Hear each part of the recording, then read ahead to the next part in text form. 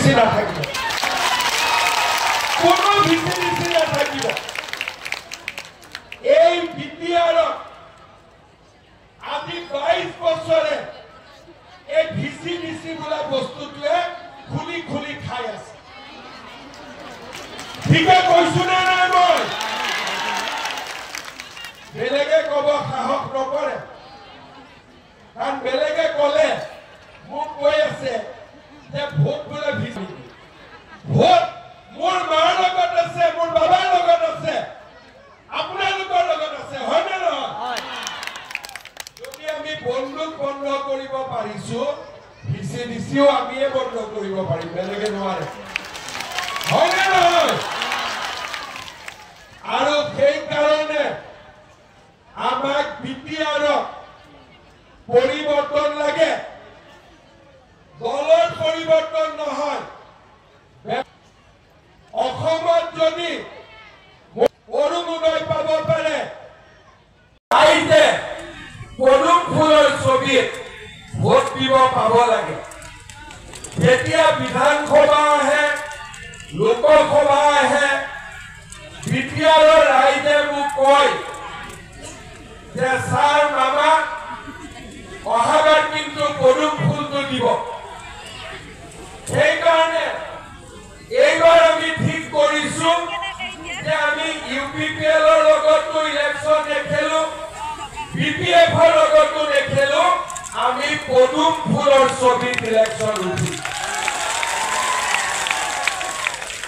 আমি জিকিম না হাৰিম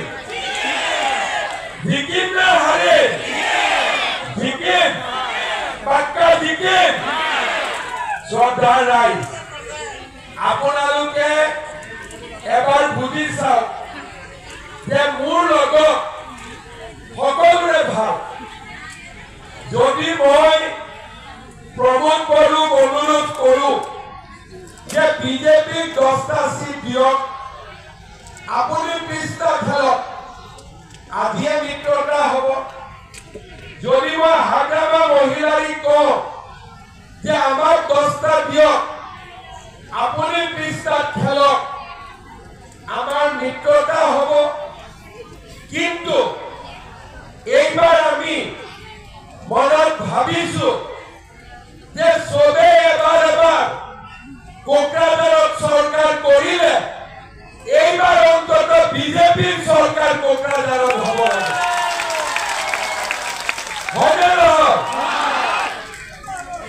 কাৰণ বিটিআৰ যিবিলাক সমস্যা আছে এই সমস্যাবিলাক সমাধান কৰিব হলে এবাৰ আমাক বিজেপিৰ চৰকাৰ এখনৰ প্ৰয়োজনীয়তা আছে শ্ৰদ্ধা ৰাইজ 2003 চনত তেতিয়া অটল বিহাৰী বাজপেয়ী আছিলে লাল কৃষ্ণ আদৱানী আছিলে বড়োলেণ্ডত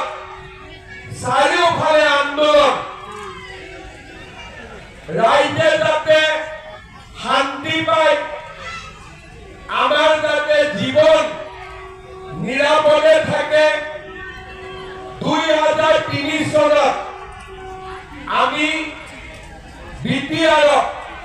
প্ৰথম চুক্তি স্বাক্ষৰ কৰিছিলো চুক্তিত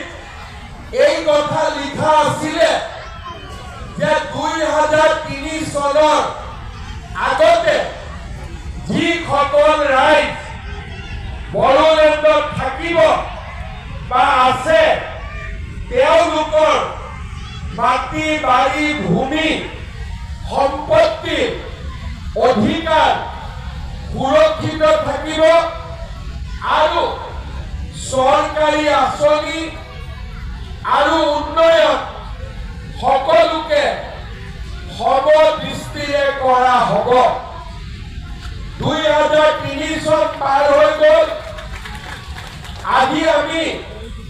2025 চনত থিয় দিলো তাৰ মানে 2003 চনত যিজন ল'ৰা মাকৰ কোলাত আছিলে সেই ল'ৰাজন আজি 22-23 বছৰ হ'ল। তাৰমানে বড়োলেণ্ড চুক্তি হোৱাৰ সময়ত যি ল'ৰা মাকৰ কোলাত আছিলে 22 বছৰ পাৰ হৈ গ'ল, সি এতিয়া 22 বছৰীয়া যুৱক হ'ল। এই 22 বছৰত আমাৰ জীৱনেদি বহুত নদীৰ পানী বাগৰি গ'ল, কিন্তু মই দেখা পাওঁ যে BTR ৰাইজৰ অন্তৰত